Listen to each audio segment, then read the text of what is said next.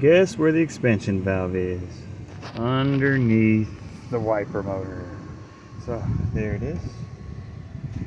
Pretty straightforward once you get to here. The bolt on there and then a couple other things to get out of the way. But to get to it is the thing.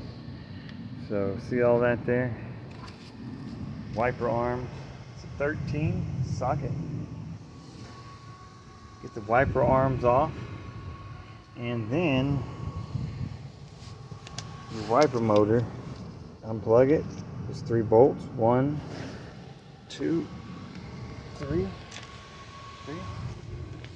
And so if you take those off, and then there's this thing.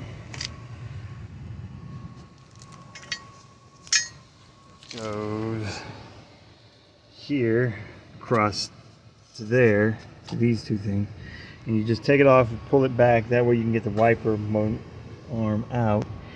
And there it is. There's also some clips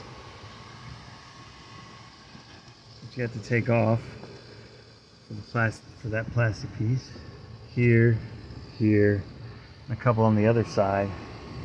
And then you just pop it, and then take it out. I didn't take it all the way out because this line here, I'll just leave it on. I'm not taking it off. And then take that out.